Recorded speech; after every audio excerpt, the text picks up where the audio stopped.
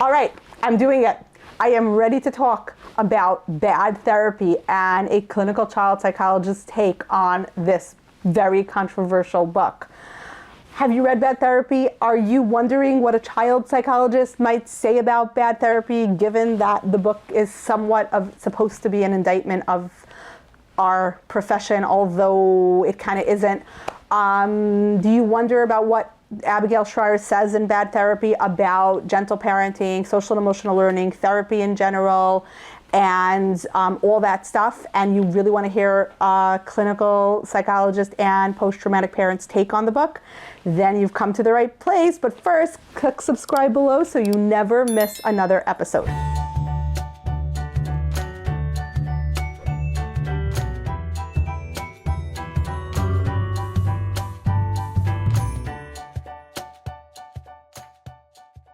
Hi, I'm Dr. Robin Koslowitz, YouTube's post-traumatic parenting expert. And today we're going to really delve into Bad Therapy, what I thought of it, what I agreed with, and what I just didn't agree with at all. First of all, Abigail Shrier does talk about a problem in parenting today and how parents do things that is truly problematic. And I think that problem really boils down to misapplication of therapeutic concepts into two things, into parenting and into policy making in schools. She also talks about social and emotional learning, and she basically says social and emotional learning is destroying children, but it isn't really social and emotional learning that's destroying children, it's something else. And then she talks about parents who are doubting themselves and their judgment and how that is destroying children. So let's start with number one. Let's start with therapy in general for children. Here's the thing about therapy, okay? And I say this as a former teenager who was going through severe PTSD when I was in high school, and there was no therapy to be found or had.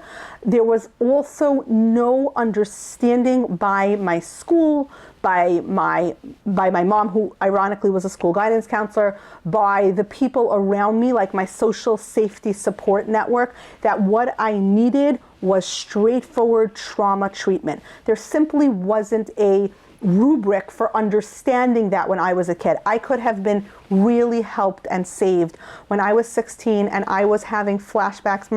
I am a post-traumatic parent, and trigger warning, this is hard to hear. When I was 16, my father, who had been sick for many years and had a chronic health condition, so that was a trauma in and of itself, died suddenly of a heart attack. I was attempting to do CPR on him and he died in my arms. After that, I developed PTSD. I had flashbacks. I had really intense panic attacks, but on the surface I looked normal. I looked fine. And I tried to talk to people about my flashbacks and explain it to people. My school had a school guidance counselor. She had no mental health training whatsoever. She was just a really nice lady who liked kids. And I tried to explain to her what was happening to me, and she basically told me to not think those thoughts, and if I have a nightmare, I should, try to fall back asleep. Didn't help, wasn't a nightmare, was happening during the day. She completely and totally did not get that. So as someone who would have benefited from therapy in my teens, I see the fact that therapy is available to teenagers as a huge plus nowadays. We are catching more serious mental health problems in children at younger ages. Yeah, kids have OCD, kids have social anxiety disorder, kids have depression, kids have bipolar, kids have PTSD. These are diagnoses, they exist. Every child does not need therapy. In this, Abigail Shrier is right. When a parent is trying to outsource their parenting to psychotherapy, that is a problem. And what do I mean by that? I've had parents call me and, ask to put their child in therapy because my kid is going to camp and I want you to have the conversation about body safety and body boundaries and confusing touch with them. I don't know how to have that conversation with my kid. I'm not good at things like that. I'm going to mess it up, so you do it. And my response to that is no. what you can do is you can come in and I will give you some pointers about how to have this conversation with your kid, what's super important to include, what are some super important things to caution them about, what's a way of telling it to them that feels safe and empowering and not threatening and scary. I can help you have that conversation with your child, but I should not be the one having that conversation with your child. Obviously, that's different for a kid who's already been molested and they're in psychotherapy and now perhaps they're going to sleepaway camp and they're already in therapy with me and we're having a conversation about, triggers that might come up in camp. I'm not saying we're not going to talk about things like that in therapy, but this is a normative parenting issue that a parent should be able to talk to their own child about. So many times parents will call my office at least and ask to outsource their parenting. And unless there's something very wrong, like mom has a terminal cancer diagnosis, so doesn't have the emotional bandwidth to talk to fifth grader about her friends and her trauma, that mom is dying and all that stuff, okay, then we're going to take over some of those normative parenting tasks because it makes sense in this situation. Parents shouldn't outsource their parenting to a therapist. Not every problem needs to be fixed in therapy. Some problems need to be fixed by pragmatic life experience, by you told your friend's secret. Now your friend's mad at you and now she doesn't want to sit next to you at lunch. Yeah, we've learned something about not telling our friends' secrets to other people. And you don't need to go to therapy to necessarily process that. That's a conversation with mom, and mom helping you troubleshoot, and mom helping you have feedback about the pros and cons of how you handle the situation and what you can do next time. That isn't the province of a therapist unless there's a problem. And I agree with Abigail Shrier about that. There is a certain amount of outsourcing parenting to therapists. But that therapy is available for kids who actually have a need, and that a lot of mental health problems and diagnoses are now destigmatized and kids can even recognize them. For example, OCD. I recently had a kid, this was the cutest thing ever, and I got permission to restate this anecdote for the purposes of this YouTube channel because it was just so adorable. I'm working with a child who's about 10 who has OCD, and that child was observing their younger cousin who's about 6. And I never had a referral from a 10-year-old before, but the child said to their mom, I'm watching, making up a name here, Sarah, and look at the way she's eating, and look at the way she's washing her hands, and look at the way she's sitting. She has an OCD monster in her brain. I think you should tell Aunt Lucy, and she should call Dr. K so that the OCD monster doesn't get bigger and taller and stronger. A 10-year-old who knows about OCD is recognizing the signs in a 6-year-old. A classmate who's watching a TikTok that explains a certain disorder might be able to direct her friend to the same account. You sound an awful lot about like the girl in that account. If a kid's pulling her hair, years ago people wouldn't have even noticed. Now another classmate might say, you might have this thing called trichotillomania, you should check it out. That's not a bad thing. The function of therapy is to fix it, right? That's what therapy is. If it's broken, you fix it. This is a problem. Trichotillomania gets worse and worse and worse. OCD gets worse and worse and worse. Social anxiety gets worse and worse and worse. Guess what happens to depression? It gets worse and worse. All of these things should and can be addressed in therapy, but the idea is it should be really fast and solution focused. Here's what's wrong. Here's the skills you need to handle it. Here's how to handle it. And then we're done. Once we're getting into the parenting territory, unless there's something that is unusual about the family situation, the parents can take over. My job as a therapist is to work myself out of a job as quickly as I possibly can. And the therapists I supervise, their job is let's work ourselves out of a job. Let's give this family a framework for how to talk to each other about their problems.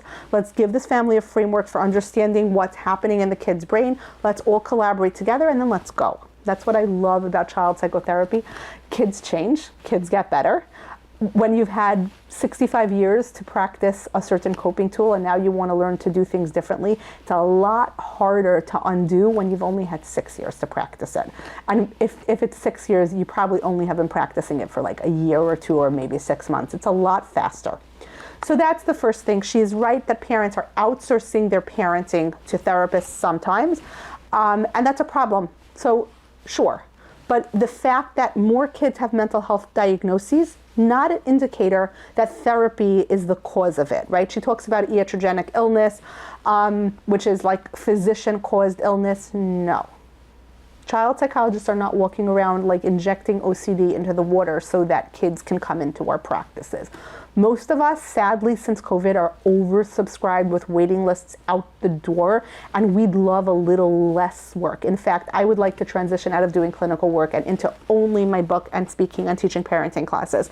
So most of us are not trying to create more psychological distress so that we can make money. Okay, that's not what we do. If you want to talk about the dieting industry and creating self-doubt in women so that they can sell more copies of magazines or diet supplements or bathing suits or whatever, sure. But that is not what therapists do. None of us go into the field of psychotherapy because we want kids to experience distress so that we will make money. So that's the first thing. Second thing is social and emotional learning. Now, here's the thing about social and emotional learning. Here is what social and emotional learning is supposed to be, and here it is, and here is what it has become. Social and emotional learning should be a discipline of science like any other discipline. Like psychology is a science. It's a soft science like sociology, right? It's not a hard science like biology where there's like one way to divide a cell. You either do it right or you don't, right? If there's one way to dissect the frog, you either dissect it properly or you get an F, right? Like psychology is more of a soft science. There's more than one way to understand things in psychology, but the function of social and emotional learning is so kids can understand this incredible thing they have called a brain and a psyche and a personality and a body and friendships and the social world so that they know the stuff they need to know. We all know that famous, essay, everything I need to know in life I learned in kindergarten. Turns out those are the skills we need to actually actively teach kids. But we don't need to do it in a way where it is unprofessional. We don't need to do it in a way where it takes over from the curriculum. But showing a child the idea of the handy mantle of the brain, right? That like, here's your emotions, your limbic system, and here's your frontal lobes over them, and then you have your, the rest of your brain, occipital, parietal, temporal lobes, your brain stem, and the idea that your emotional center of your brain is touching all other areas of your brain, and sometimes when you get mad, you flip your lid. Teaching kids that in 3rd grade, and here are 5 ways to regulate yourself before you flip your lid, and how to handle it when you're tempted to flip your lid. That is not a bad thing for children to learn and for children to know. When children know things like the feedback formula, when you do X, I feel Y, it leads to Z, then they know how to say to their friend, when you boss me around, I feel annoyed, makes it hard for me to want to play with you next time. When kids know how to have a good fight, how to have a conflict that is productive, because we have 2 groups of kids, only one ball court, and they both want to play. What do? How do we resolve that conflict? We have an insufficient resources problem. There are many ways to handle the problem of insufficient resources without shoving each other, yelling at each other, being mean to each other. Teaching, the information from Rosalind Wiseman's book, mean queen bees and wannabes, the idea of how relational aggression works and how girls sometimes try to make others, it's frequently girls, boys do it too, let's not gender it, but the idea that we sometimes make people feel less than, and how do we handle that? These are all good, important pieces of information for kids to have. Personally, I believe that social and emotional learning should be taught by specialized people. It should not be interwoven into the curriculum for teachers to teach unless the teachers have undergone some specialty training. Because there are certain things kids might say that are gonna be, first of all, like a red flag, like to listen for and say, oh, someone needs to follow up with that kid. Second of all, we wanna be very careful not to trigger children into oversharing, because this is class. This is not psychotherapy time. This is not the time to break down sobbing because something is happening. So we want to be very careful to open the door to learning about our emotions without opening the door in such an evocative, strong fashion that we're running a group psychotherapy project, unless you are a group psychotherapist, and this is group therapy, not 4th grade math, right? So if it's 4th grade, you want to keep it at the level of learning about our brains, our bodies, our psyches, ourselves, our social interactions, and not at the level of really getting to the real severe major traumas. You also want to know how to close that box back up and debrief a child if something does come out. A lot of teachers are not trained in that. So you have to know how to like sort of tie a bow on it if something does come out that's bigger than you expected, and sort of refocus the class, the kids, and then how to talk to them afterwards about how to relate to the kid that just overshared. That's something that a lot of teachers don't have training in. So I think Abigail Shrier is right about that. I happen to have a very strong feeling about school-based psychotherapy, which is that if your kid is getting school-based psychotherapy, it should be about and around issues related to school. The school counselor should be the person you go into to check in with, the person you go into to like talk about how nervous you are about the upcoming math test, or about, who's going to remind you the social skills you know of how to handle those girls who are making you feel bad. You shouldn't be doing intense, in-depth, deep, heavy psychological work in school, because it really is unfair. I was consulting with a school, and there was a little girl who had lost a parent, and she was going out to do grief therapy with the school counselor twice a week in middle of the day. And then, surprise, surprise, she was completely dysregulated and wasn't learning anything when she was coming back to class. It isn't fair. It wouldn't be fair to me. I'm an adult with a significant amount of training in managing my traumas and my emotions, and I have pretty functional prefrontal cortices. I'm also, at this point in my life, pretty far removed from my trauma, so I can talk about it, but I wouldn't like to have to really be having a heavy, deep psychotherapy session where I'm crying and we're talking about deep, heavy stuff, and then, the bell ring, go back to math class now, and I'm supposed to just do that. I wouldn't be able to do it, but we're asking an 8-year-old to, her mom just died, and she's supposed to come out, do grief work for an hour, and then go back to science. That makes absolutely no sense. I'm not sure how that happened. It's probably a resources problem, the thinking being, if the kid can't access psychotherapy any other way, let her at least access it in school. If that's the case, maybe that's the last period of the day. Maybe that's whatever period it is, but then she gets to go home. Maybe that's, I don't know, maybe that's just don't do it. And it's certainly not miss lunch to do therapy and then go back to class, because when do you do lunch? When do you socialize with your friends? When do you have a normative childhood experience, even in the context of having lost a parent? I say this as a kid who had to go to school after losing a parent. So I understand some of what that's like. So let's just not do that. So there is something to be said for what Abigail Shrier is saying about school-based psychotherapy. I think that a lot of things that are dealt with in school-based psychotherapy should be dealt with in at-home psychotherapy. I think that school is not the place for in-depth psychological work. The third thing that she's talking about is when policies, when sort of trauma-informed social and emotional policies are put in place to decrease bullying, but because you're trying to decrease bullying, you therefore create more bullying. I think that that's true. And I think that there are a lot of misguided policies out there in the world that attempt to socially engineer children's lives and protect them from all harm and all danger. The fact is, bullying is going to happen.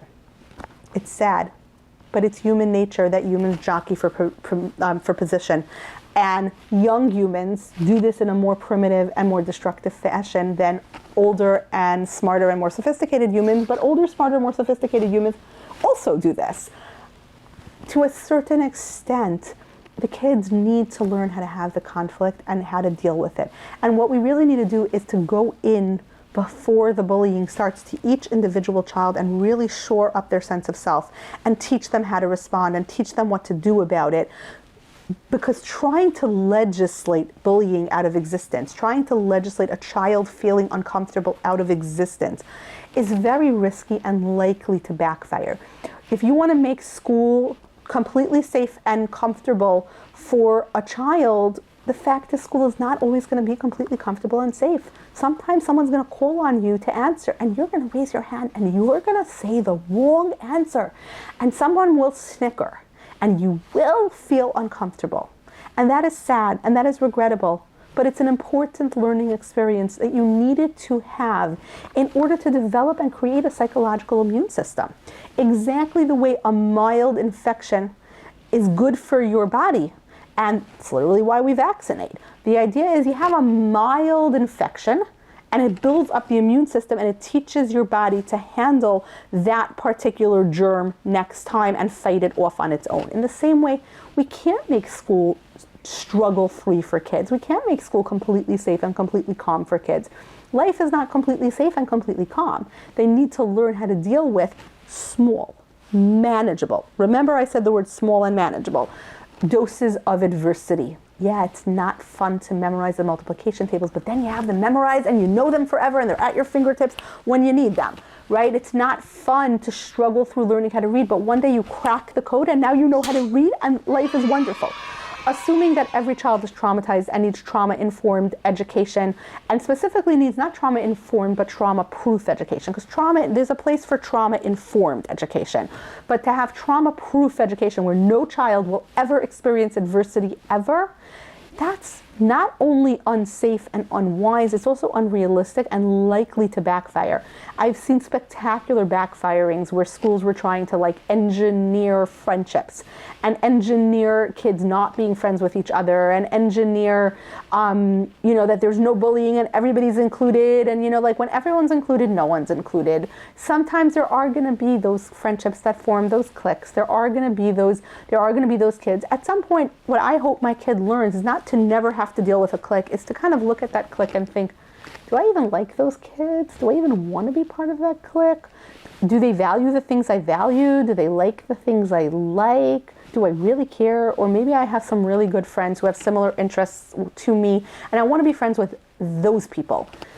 The place you learn that is high school. If we try to sort of socially engineer high school to where we never experience those things, that's a problem and that's dangerous. And I think that's a good point Abigail Shrier is making. However, I do think trauma-informed is different than trauma-proof, because I think some educators take this to an extreme where it is true that if a child is right now undergoing chronic trauma as they're in school, so mom is dying at home, there's an abusive stepdad in the house, something major is going on in this child's life, then we do want to trauma-proof their school day as much as possible. And we do want to take a lot of the load off of them. But most kids are not going through trauma. Even kids who have been traumatized in the past our psyches tend to restore themselves, and now they need a normative educational experience. So yeah, in the moments of trauma, mom is dying, this is not the time to stress her out about her, chemistry project. That is true. And I've seen some brainless things that schools have done where mom is dying, but why is your chemistry project not in? I think that there's a place for trauma-proofing the experience of a child who is right now undergoing something severe and extreme. But by definition, most kids are not going through things that are severe and extreme, or extreme would be normal, right? So we have to draw that distinction between trauma-proof and trauma-informed. So my thoughts about bad therapy is there is some bad therapy out there, much, much, much, much, much less than Abigail Shrier would have us believe. Social and emotional learning is not what's causing the problem. Inadequately trained teachers using social and emotional learning concepts is creating the problem, and social engineering in an attempt to avoid all psychological trauma and all harm to children is also causing a problem. So I'm so curious if you've read Bad Therapy. I'd love to know. Please comment below and tell me what you thought of the book. If there were any things she said that you thought were ridiculous, if there were any things she said that you thought were actually valid and had a good point. And let's really unpack how the post-traumatic parenting community feels about bad therapy, because I know that when I read that book, the first thought was, I wish therapy had been around to the extent, had been destigmatized, available, and, talked about when I was a teenager, because I needed it. I think we need more therapy, not less, but we need to target it to the people who actually need it. If you like this video, if you have thoughts, please comment below. Please click subscribe so you never miss another episode. Please tell a friend about the Post-Traumatic Parenting channel. Send this video to a friend who you think needs to see it. The post-traumatic parenting community grows one parent at a time as we learn about how trauma impacts our parenting. If you want to hang out where other post-traumatic parents hang out, check out the post-traumatic parenting page on Instagram. You can find us at Dr. Kozlowitz Psychology. Check out the Post-Traumatic Parenting podcast, available wherever you get your podcasts, and look forward to the book, Post-Traumatic Parenting. It's coming out sometime between January and June of 2025. Till next time, can't wait to hear from you.